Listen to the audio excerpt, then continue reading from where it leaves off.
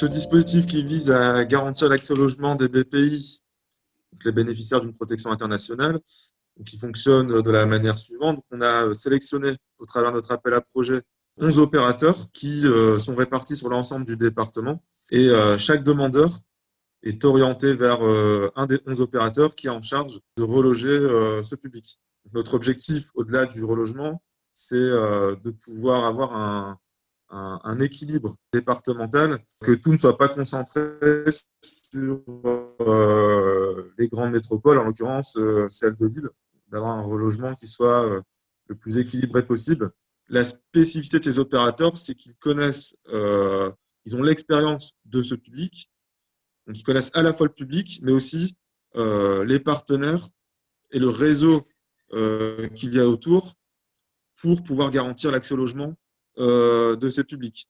Le constat qu'on a fait avant de lancer cet appel à projet, c'est que ce public avait effectivement de grandes difficultés pour accéder au logement, que ce soit le logement public ou privé. Alors les difficultés, elles tiennent dans un premier temps pour pouvoir intégrer un logement public ou privé, il faut constituer un dossier avec un certain nombre de pièces. C'est un public qui avait beaucoup de mal à constituer un dossier complet parce que barrière de la langue, difficulté des démarches administratives.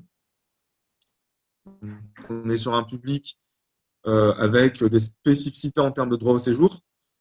C'est l'un des rares publics qui peut prétendre à l'ensemble des droits sociaux, civiques et sociaux dès lors qu'il obtient son récépissé de titre de séjour.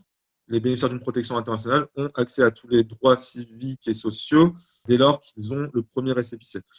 Ça, c'est une disposition réglementaire qui est méconnue par certaines administrations. Également, on peut noter des problématiques de santé liées à l'exil qui font que voilà, on est sur un public qui n'est pas forcément au départ en capacité de rechercher un emploi, d'avoir une activité, d'avoir des ressources. Donc, en l'absence de ressources pour certains publics, le relogement est compliqué, voire impossible. Donc, voilà, c'est un public qui il est clair, a besoin d'un accompagnement et d'un accompagnement spécifique.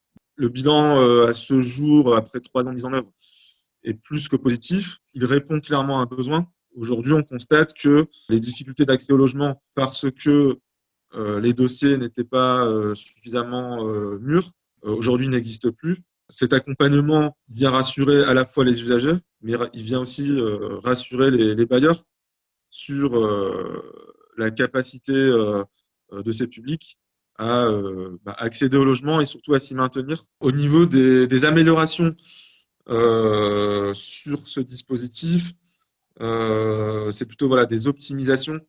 Le dispositif, il fonctionne, j'ai envie de dire, de manière globale. Le relogement, c'est l'objectif, mais en amont, il y a l'accompagnement vers le logement et en aval, il y a l'accompagnement dans le logement. L'accompagnement vers le logement suppose d'avoir des dossiers qui soient matures, solides, à présenter aux bailleurs.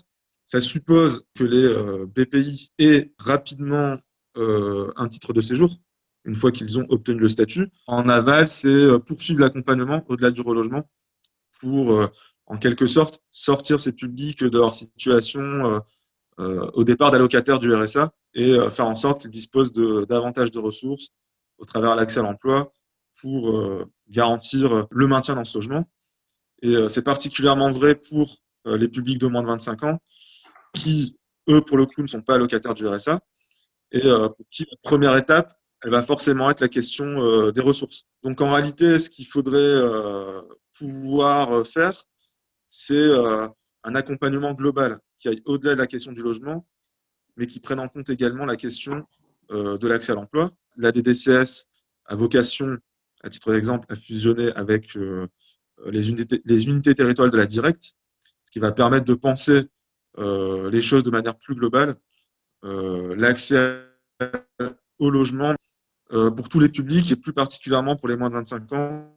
On a un vrai sujet sur ce public qui consisterait dans un premier temps à les amener vers une formation rémunérée avec une garantie d'emploi derrière qui permettrait aux bailleurs de leur attribuer un logement.